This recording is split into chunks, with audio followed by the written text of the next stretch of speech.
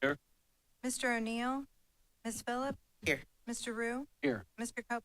Here. Mr. Manager.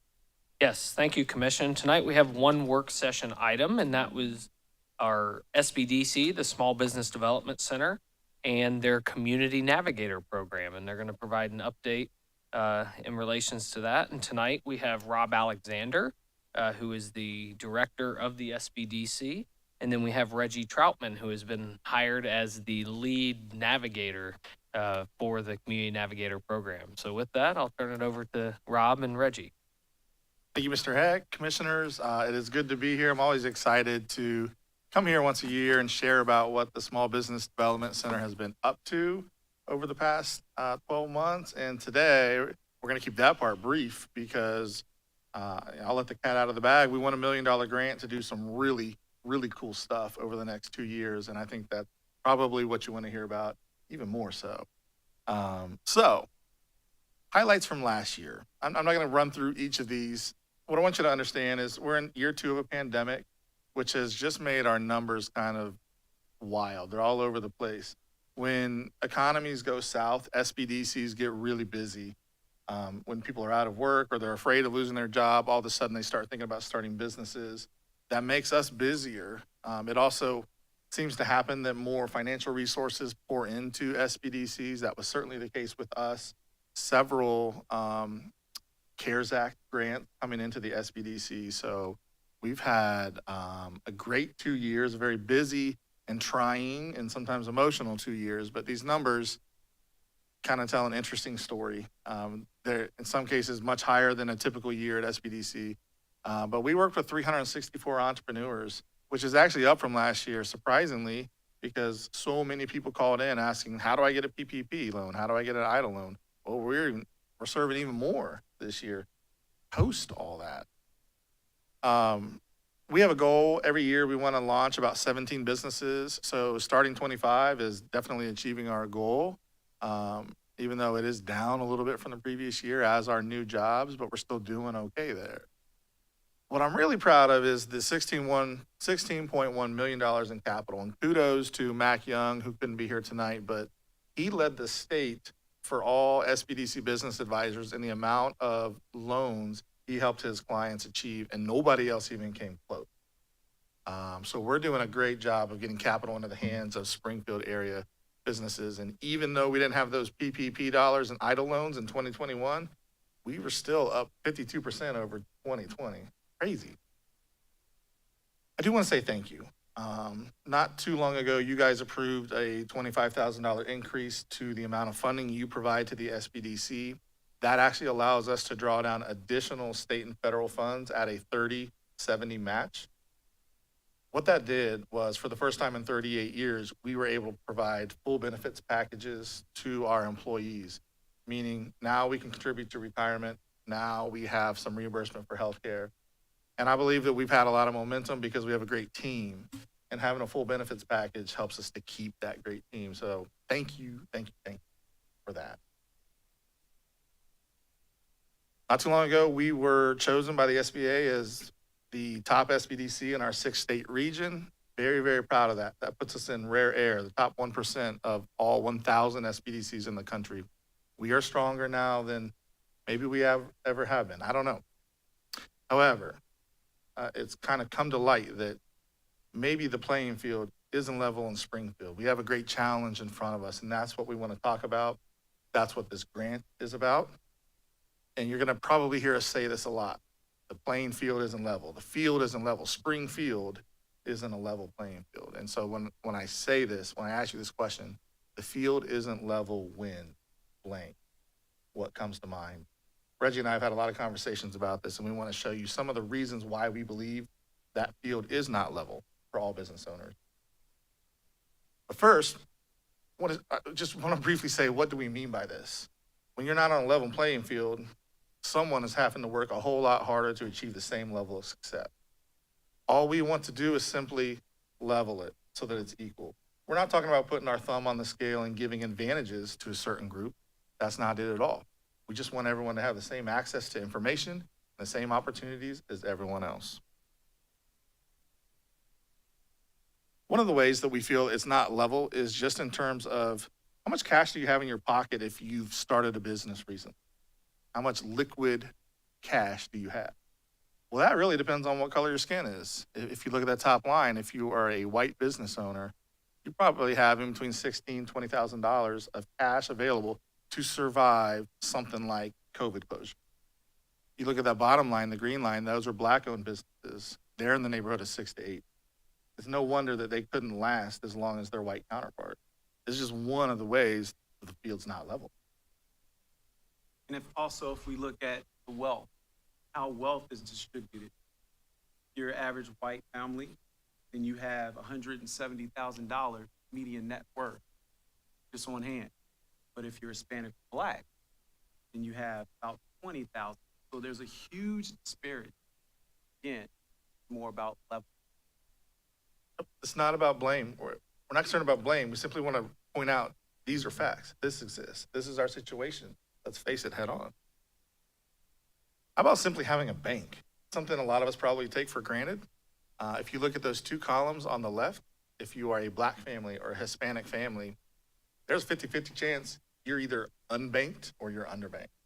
And when resources to start or grow a business come through banks, when PPP has to come from banks, you're already at a huge disadvantage. Let's talk about another disadvantage. It's credit score. So if you look right here, you're a Hispanic or a Black family or a Black person with a business or a Hispanic, then your credit scores are already disproportionate in terms of Asian and white. So this is another area that we can help with Community Navigators program. At the end of the day, if you look at PPP loans and EIDL loans, the two biggest tools to help businesses weather the storm that the COVID pandemic brought, what you see in this chart is that white-owned businesses received a disproportionate amount of the loans compared to the population. The reverse also is true for Black and Hispanic-owned businesses. If it was a level playing field, you would not see red bars being that much longer than the blue. And let's talk about something that we've all encountered, COVID-19. If you look on this, it obviously affected everybody. All been affected by this terrible disease. But Black businesses, on average, and approximately 41% went out of business during shutdown. And a third of Latin and Latino businesses went out of business during COVID. They couldn't survive. Again, these are things that we need to take a look at.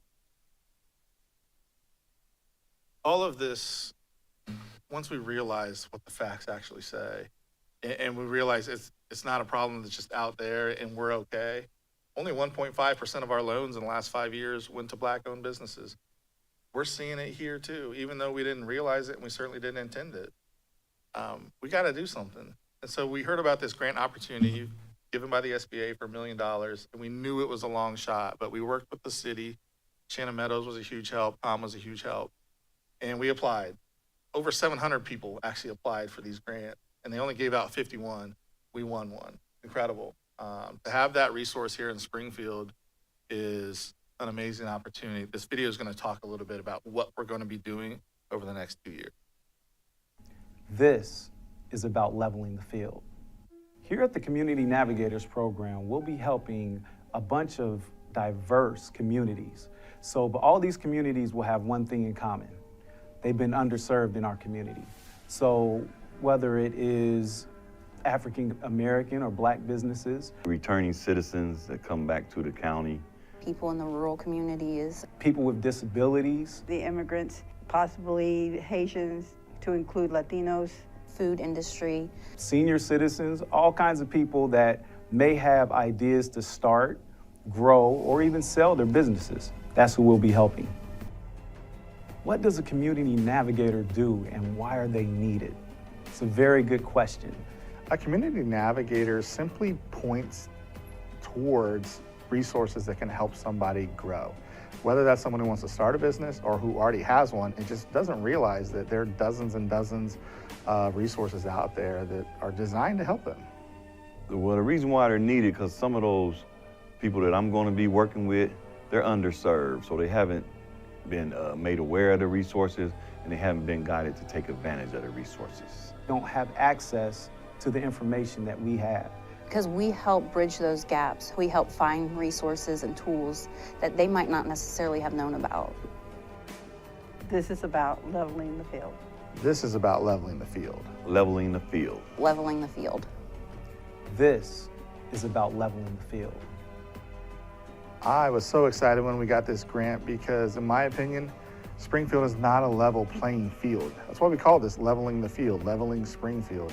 I want every entrepreneur to have the same opportunities as everyone else. This role is very important to me because it is actually giving the opportunity to help those that haven't been helped. I've encountered many who have not been able to access opportunities that may make them a better business or make them a better opportunity to create business legacy for their families. I want to build trust and become a trust broker through the Community Navigators program, and I also want to create a huge impact that will live on and create a legacy. When people heard we won $1 million grant to help small businesses, they were excited. They thought they were grants for small businesses. That's not really what this is, but one of my goals is I want to raise locally at least $1 million in grants and a couple million in loans. I want to help people. You know, I want to see people end up in a greater position than they were before they met us. What do I want people to do when they see this video? Let's talk. Let's have a conversation about growing Springfield. Take action today. Don't wait. I want you to contact me and put your working boots on because we're going to dig in and get something valuable for you and your business. Let us know how we can help you.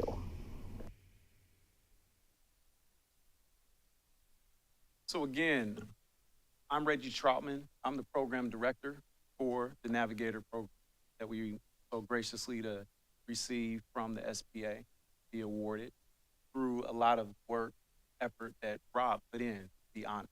A lot of credit goes to him because he wrote the grant that got us where we're at today. $1 million on the field that we had to help Springfield. But let's talk briefly about the community navigators and what they are, because a lot of people have questions regarding what is a community navigator. To put it quite simple and plain, community navigators are people that are already a part of these communities.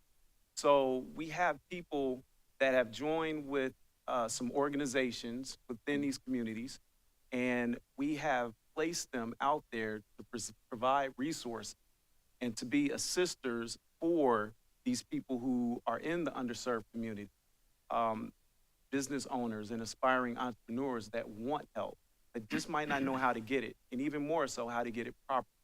That's what the community navigators are here for. So let's talk more about the businesses that we are going after through this grant that we have. Let's start off with the Black-owned businesses, and especially the south side of Springfield, which of course is an underserved community in Springfield. We partnered with 1159 South and Conscious Connect to go out there and reach people. We have three navigators between the two organizations. The immigrant-owned businesses, we partnered with Welcome Springfield and Del Pueblo. We have two navigators there. And Welcome Springfield is really going after the new Haitian population that's popping up in the Springfield area. So we're catching some traction there. Returning Citizen, we've joined with OIC. We have one navigator there. We have another navigator that is helping out the senior citizens area, and that's with United Senior Services. Rural businesses, we're actually going after rural businesses to help the business owners and aspiring entrepreneurs over there. So not only do we join with local food council, but they're also going after food businesses, because that's a huge opportunity for us. And last but not least, developmental disability. We've joined with developmental disabilities of Clark County to help out business owners in that area as well. And this is the magical team. This is the team that we've been lucky enough to have. Now we've probably been on the streets about a month, and there has already been a lot of traction that we've been getting from these communities. And I'm sure a lot of you probably know some of those faces. So we do have some big goals to achieve here. If we just meet what we set out to do and the goals that we have before us, we will provide over 4,400 hours of one-on-one business advising. We will secure at least $2 million in loans and 160 in grants. We will also provide over 1,200 hours of group training for these business owners. And we will have created and retained 80 jobs, at least, within the businesses that we're talking about. And that's all free of charge to the business owner. We're gonna need help, and I'm probably gonna have asks to you, maybe even as soon as next month. One of them that we're almost certain we're gonna ask you about is revamping the city's microloan program that we manage. There's plenty of money in that fund. What we wanna do is actually make that exclusive to and more suited to startups in these communities that we're targeting. It doesn't have to be microloans, and it doesn't have to just be startups. We could actually, if you want, create a new revolving loan fund that is specifically targeting minority business owners who, I mean, let's face it, they've had a hard time accessing capital. We can do all that. And you heard me say it in the video, I want to raise $1 million in grants, even more in loans. I mean, I don't know if that's doable, but I don't think it's doable without the city backing us and being out in front so that when we go talk to banks and foundations and accountants and attorneys, we've got a good start. We've got 2 years, we've got $1 million, we've got 10 people who this is their job for the next 2 years. And it is our highest priority. So, I mean, if not now, when? We have got to rise to the occasion. And I hope, and I know, I think we can count on your support as we go about this. Happy to answer any questions you may have. Any questions? Rob, first of all, congratulations on the work you've done to date. Thank you. You've laid the foundation well for this new Navigator program. And as I was talking to you and Reggie for the meeting, I know the challenges of doing this are big challenges. We've never done anything like this before, so we're truly breaking new ground. But it's ground that needs to be broken. It's ground that needs to be plowed and tended to. And as I shared with you before the meeting, out of big challenges come big opportunities. And I hope we can seize those opportunities and improve our community. We've been working hard on housing. We've been working hard on jobs. Let's continue to work and expand it and make this a thriving community for all of our citizens. Thank you so much. I'm very excited about this. Well said. Other commissioners? I think it's great. It's a great partnership. Rob, you've proven and tested how well you've ran the organization, obviously to get this awesome grant and then hire an awesome staff member and associate. And the faces, I did recognize quite a few. You have a great opportunity for our community. So just thank you. Thanks for your energy. Thanks for your passion. And look forward to getting to know you a little bit more too as well. I never imagined we'd be able to recruit the team that we did. I'm most excited about that. Yeah, it was a great team. I think the message we want to send you is that our answer to the question of will the city be supportive is absolutely. Absolutely. So, and I think I'm assuming we'll be asked in a variety of ways, and we'll try to be responsive. So thank you for sharing this with us and for the work you've done already to accomplish something that make a big difference in this community. Thank you.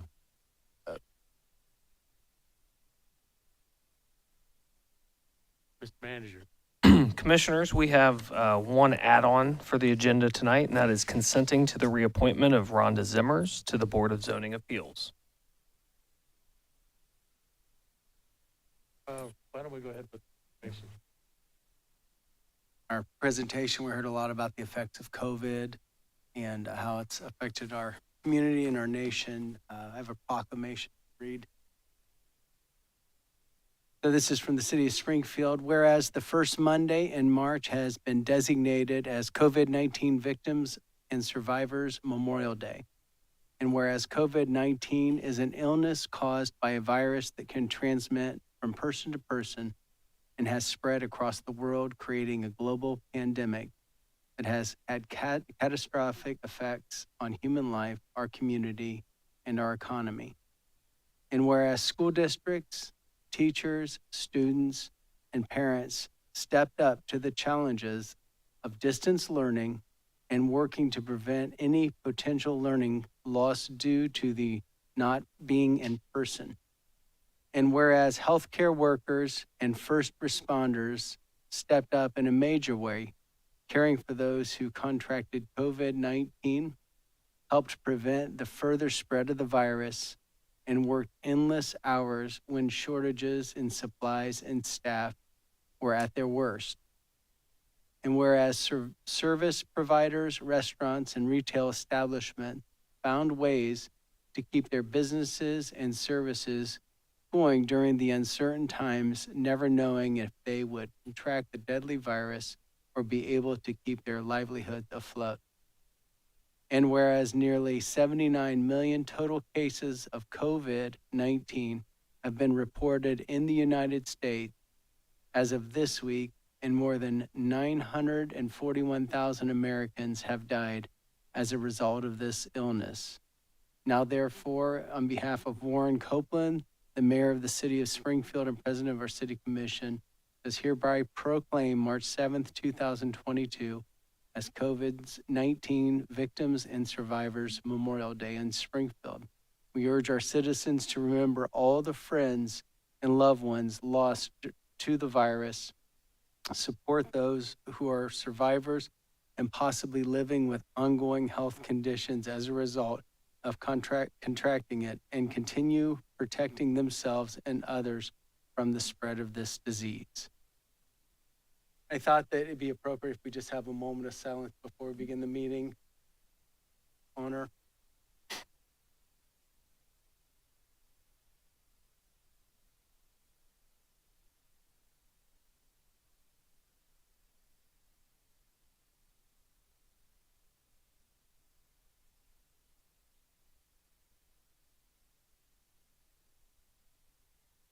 I am one of those survivors. 4 days in the hospital, in serious condition. Spent last year really recovering.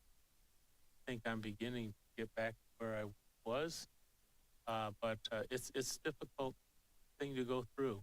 Those people who have deserve our appreciation for what they've gone through and our support continuing.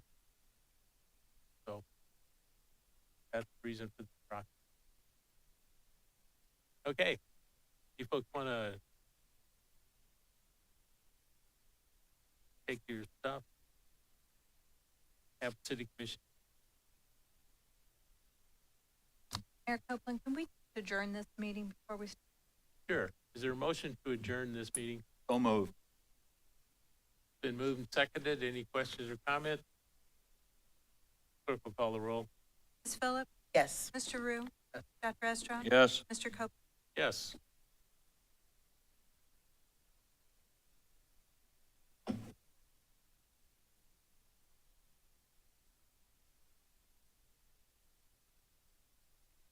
Okay, the meeting of the city commission is called to order. The clerk will call the roll. Dr. Estrad? Here. Mr. O'Neill? Ms. Phillips? Yes. Mr. Rue? Here. Mr. Copeland? Yes. Please rise for the invocation and pledge of allegiance. Our God, we are reminded of the issues we've gone through in the last year or two dealing with the virus. We are grateful for those who have survived and have recovered, and we are deeply saddened by those who didn't make it. Help us to be supportive of everyone in our community who's had this experience, and help us to have a good meeting this evening that tries to solve issues for our. In your name we pray. Amen. Allegiance to the flag, United States of America, to the republic for which it stands, one nation, under God, indivisible, with liberty and justice.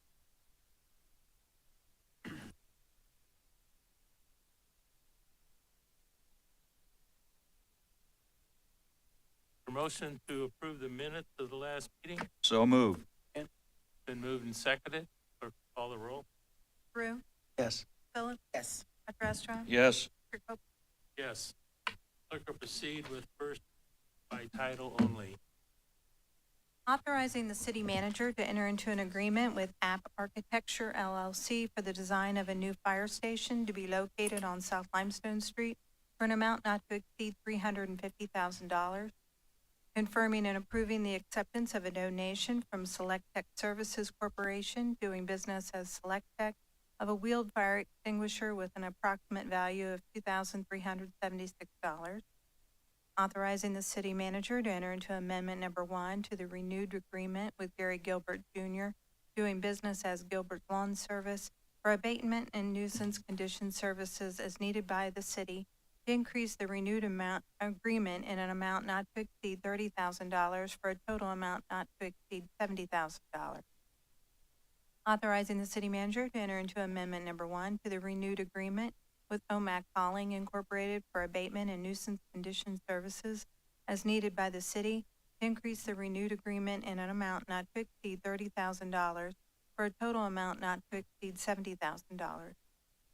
Authorizing and directing the city manager to select certain identified parcels of real estate that constitute non-productive lands and to notify the prosecuting attorney or the county auditor of Clark County, Ohio, as the case may be, pursuant to sections 5722.03 and 5722.04 of the Ohio Revised Code, that the city wishes to acquire said parcels pursuant to the provisions of the Ohio Revised Code, Chapter 5722, and ordinance number 98293, passed August 25th, 1998, and to do all things necessary to acquire said parcel.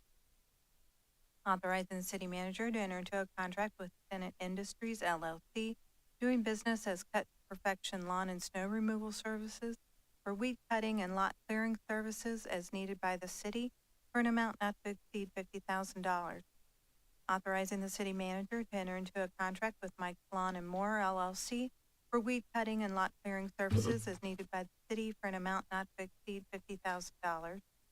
Authorizing the city manager to enter into a contract with Lewis Roebuck Services LLC for weed cutting and lot clearing services as needed by the city for an amount not to exceed $50,000. Authorizing the city manager to enter into a contract with Four Corners Property Management LLC for weed cutting and lot clearing services as needed by the city for an amount not to exceed $50,000.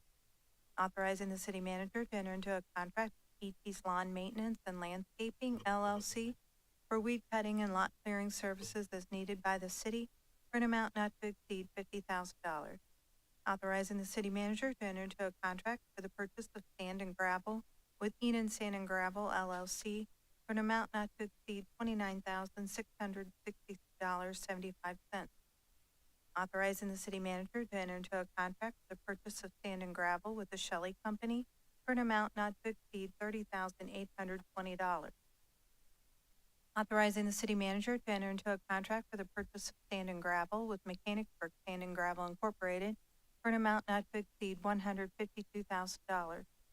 Authorizing the city manager to enter into a contract for the purchase of street materials with Highway LLC for an amount not to exceed $67,620. Authorizing the city manager to enter into a contract for the purchase of street materials with A&B Asphalt Corporation for an amount not to exceed $340,550. Authorizing the city manager to enter into a contract for the purchase of street materials with Valley Asphalt Corporation for an amount not to exceed $340,550. Authorizing the city manager to enter into a contract for the purchase of street materials with Shelley Material Incorporated for an amount not to exceed $343,562.50. Well, obviously, we're getting ready for summer. And capacity to try to deal with some of the issues. Questions or comments? Yes, thank you. Along that line, Mayor, April 29th is Clark County Service Day and Clean Up Springfield Day. And I know some of us have already signed up to help that day, but if there are those in the community who want to help clean up our city, and it needs cleaning up, no doubt about it. You can sign up through the United Way or through Logan Cobb's if you want to work with the city. So we would be glad to get the help. I do have a couple of questions for the staff. Item number 054-22, the first one. That 350,000, is that the federal money that we're getting that's paying for the new fire station? Yes, commissioners, we're able to use our ARP dollars, the American Rescue Plan dollars, for 3 fire stations that we're proceeding with. Super. And the other question I have is item 056-22. I assume what we're doing here is putting yet another arrow in our quiver to get some of the non-productive land off the rolls and get to a point where it can be productive. Yeah, so Commissioner, this item is specifically related to our Mow to Own program that was established back in 2016. excellent. This is 24 additional parcels that have met the requirements for the Mow to Own. And this makes a total of over 170 since the program began in 2016. So just commend the staff, Steve Thompson, Code Enforcement, Shannon, Meadows, and Community Development for the hard work that they've done in implementing this program and keeping it going beyond just the initial year. Since we have several people who are new to our community or are considering moving to our community, I was wondering if Steve might just give a quick overview of how this program works. Sure. Good evening, commissioners. So the Mow to Own program, as Bryan touched on, began in 2016. And that's a program that makes available lots that are forfeited to the state for lack of property tax payment.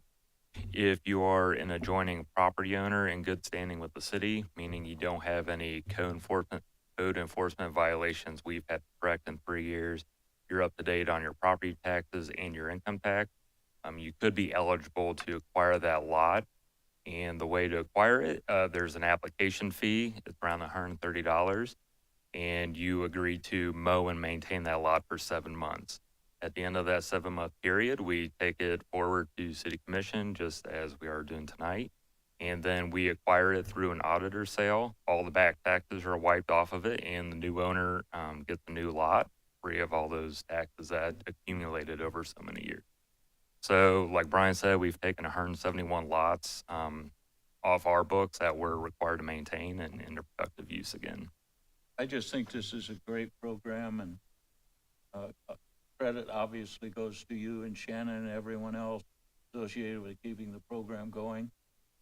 We're saving the city some dollars in terms of maintenance cost on these lots, making the city appear cleaner, obviously as cleaner, and offering some opportunities for people to do very creative things with additional property at a very low cost.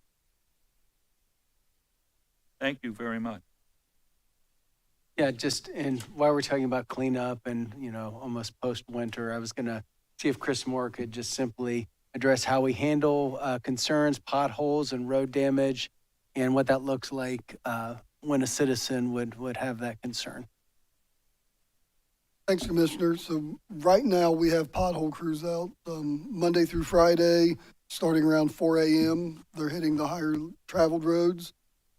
We are responding as quickly as we receive the reports. But the important thing is that we get the reports. Unfortunately, we can't travel every roadway every day. So if citizens see a pothole on their way home every day, or if it's in their neighborhood, during business hours, they can call us at 525-5800. That's 525-5800. And I think the easiest way is there's a very prominent button on our city's website, Report a Concern. And you can click that wherever you're at 24/7 from your phone, your laptop, any electronic device you have, and report a pothole. And we get a ton of positive feedback. I turned in this pothole and you filled it within the day or the next day. We try to be very responsive, but we can't find all of them. We definitely need everyone's help. I just think it's important to note this is something that is not ignored. It's very important that we have safe driving conditions. I know that you are super attentive. Since I've been on commission, I've had a few concerns I've sent to you, and you guys are out there right away, and I know that's how you handle a lot of these complaints. But people will start asking, hey, I've got a pothole here and there. So I think you also said on the website, report a concern, is that right? You can go to the Yes, website and- anytime and Yes, and really any page you navigate to on our website, that report a concern button stays up in the top right-hand corner. It's pretty easy to get to that report a concern button. So please click it and let us know. excellent. Thank you.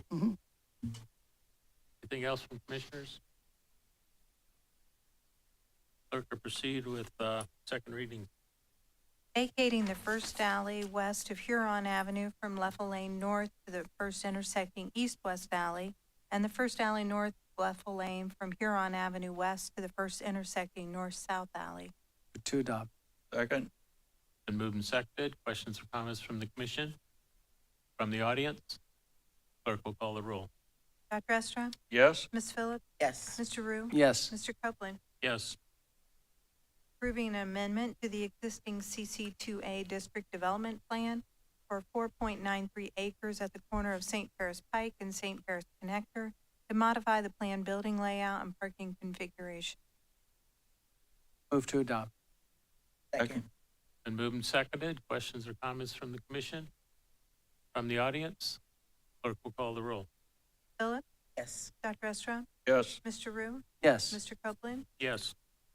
Authorizing the issuance of a purchase order by Diversity, Equity, and Inclusion Training from Clark State College for an amount not to exceed $60,000. So moved. Second. Been moved and seconded. Questions or comments from the commission? From the audience? Clerk will call the roll. Ms. Phillips? Yes. Mr. Rue? Yes. Dr. Estra? Yes? Mr. Copeland? Yes.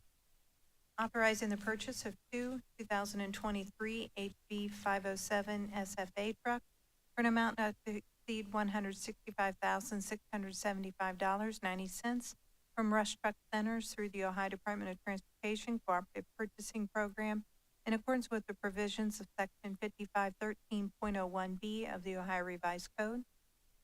Move to adopt. Second? Been moved and seconded. Questions or comments from the commission? Yes, I just want to make sure my memory correct. These are internationals? Is that correct? Yes, that is Made correct. here in Springfield? Yep. Good. Thank you. Anyone else? Clerk will call the roll. Dr. Estra? Yes? Ms. Phillips? Yes. Mr. Rue? Yes. Mr. Copeland? Yes. Authorizing the city manager to enter into a task order 2 with HDR Incorporated for professional services in an amount not to exceed $6,950 for a total contract amount not to exceed $56,900. So moved. Second. Been moved and seconded. Questions or comments from the commission? Yeah, I was wondering if Bryan could just quickly explain this role is and what we're doing. Yeah, so Chris Moore, if he wants to explain this, but this is specifically part of our continuation of our upgrades to our plants and specifically tying it to our SCADA system, but Covered it. That's Okay. that's exactly what it is. Anyone else? Clerk will call the roll. Mr. Rue? Yes. Ms. Phillips? Yes. Dr. Estra? Yes? Mr. Copeland? Yes.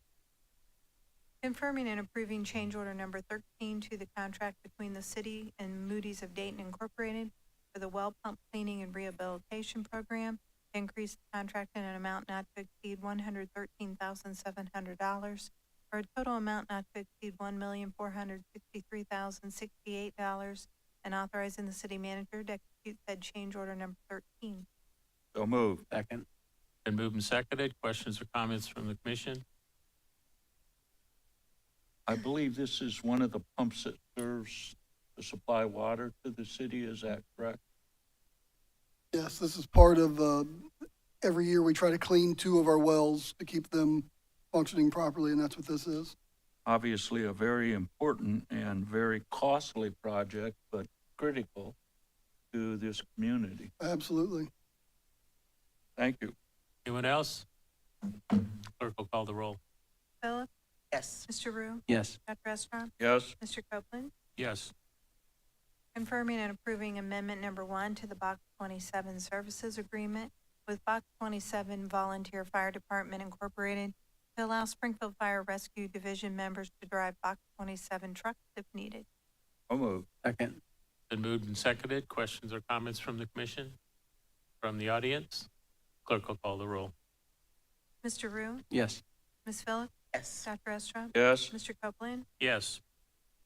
Confirming purchases and the obtaining of services for the city and providing for payments therefore and declaring an emergency therein.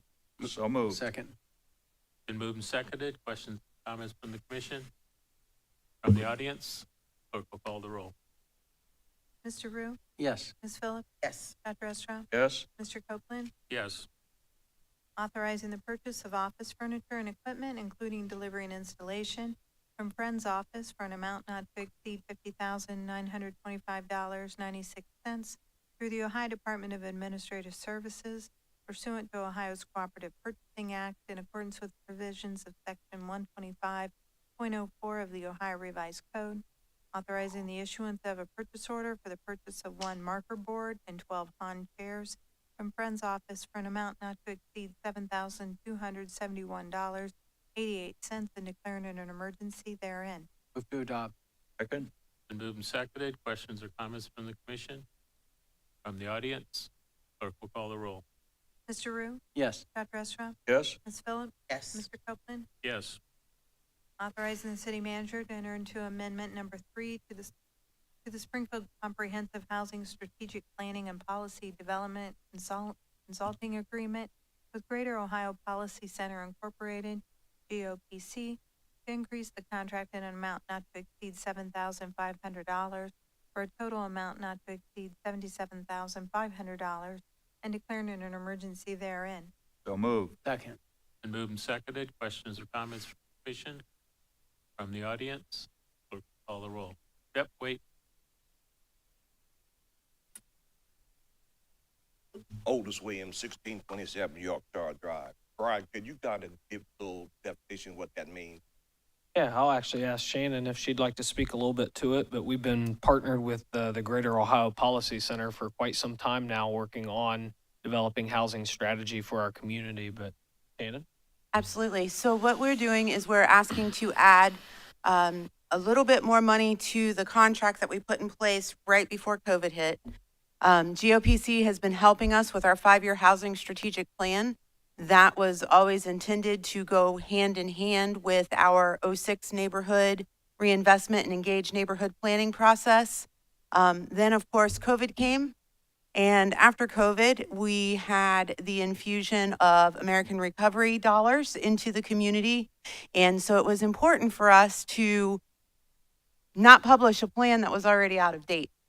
And so over the last few months, we've been working directly with GOPC and other partners to put the 5-year housing strategic plan in place so that we're best positioned to enter into the public participation with our neighbors in the neighborhoods for true good housing investment strategically placed. Like I said, particularly within our 06 neighborhood.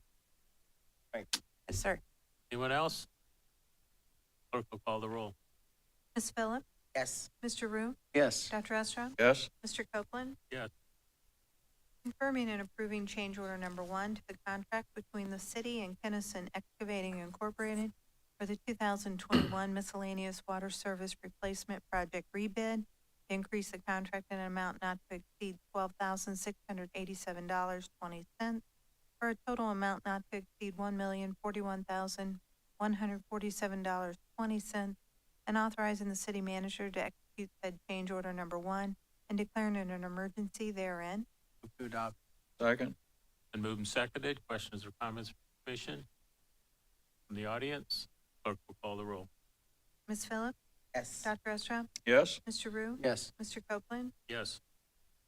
Authorizing the city manager to enter into a contract with Kennison Excavating Incorporated for the 2022 miscellaneous water line replacements project for an amount not to exceed $959,741 and declaring it an emergency therein. Second. Been moved and seconded. Questions or comments from the commission? Yes, Mr. I Esra. was wondering if Chris might give us a little more information about this project.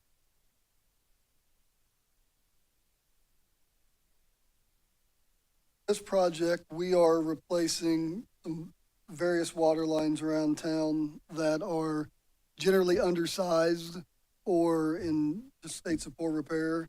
So we will be replacing a line on Light Street between Main and Court, a line on South Kensington as it runs down towards the high school and the bike path, a line on Warder Street between Green Mountain, Florence, and a line on Gruen Drive between Lexington and Share Street. We'll be in a couple different neighborhoods and generally replacing a 1 to 2 inch line with a 6-inch line, which is the standard size that serves most fire hydrants. Very good. Thank you. Else? Clerk, call the roll. Dr. Estra, Yes? Mr. Rue, Yes. Ms. Phillips, Yes. Mr. Copeland. Yes. Authorizing the acceptance of a donation from the Springfield Conservancy District in the amount of $93,443 to be utilized for the Buck Street Trail Plum Street Crossing Project, and directing the funds to be deposited to the Community Activities Fund, Fund 237, and declaring an emergency therein. So moved. Second. And moved and seconded. Questions or comments from the commission? Our thanks to the Springfield Conservancy.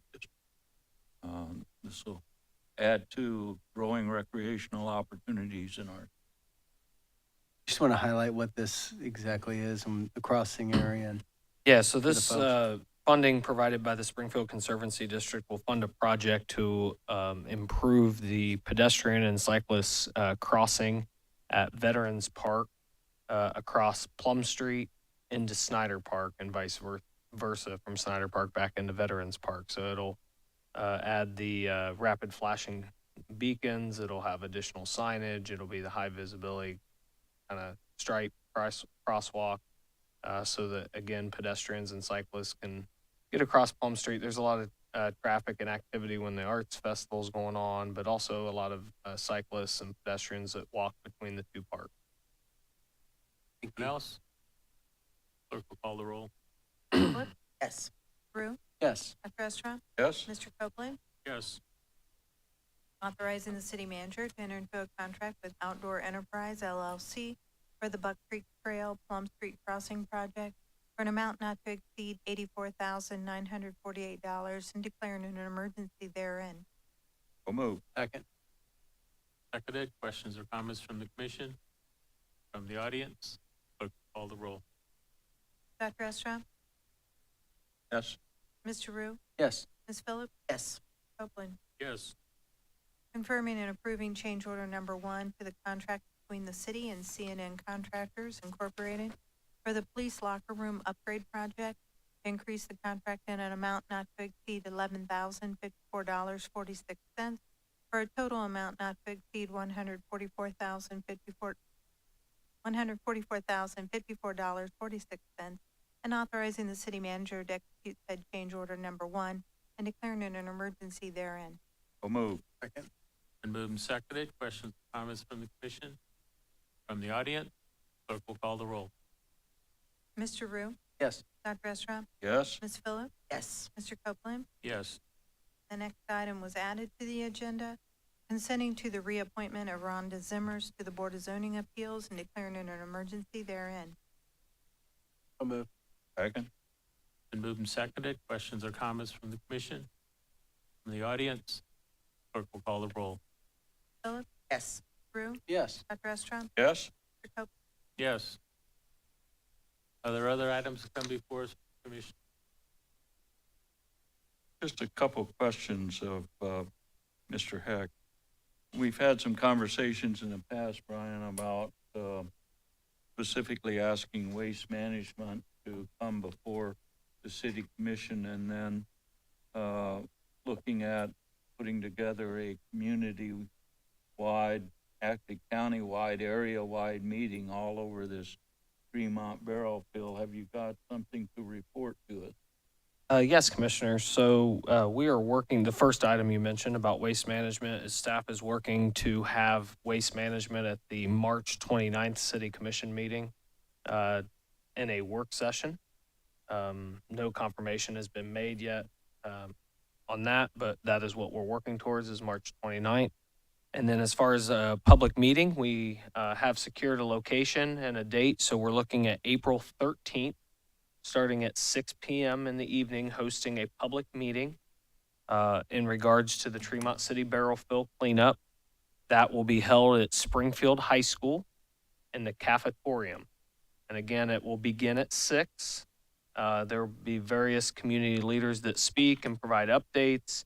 We're also looking to have some of our congressional leadership present that night as well. That is a Wednesday night, April 13th at 6 p.m. Thank you. That's great. Appreciate you following up. And that meeting on the 13th is just critical. I can't encourage people enough to come to that meeting and get the latest information in terms of what is or is not going on at the Tremont barrel field that is so very close to the precious water that serves this city. Thank you. Amen. Anyone else? Commissioner?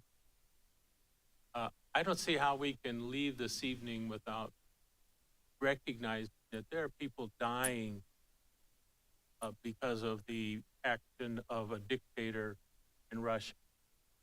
And I don't know anything I can do about it except pray. And I'm doing it.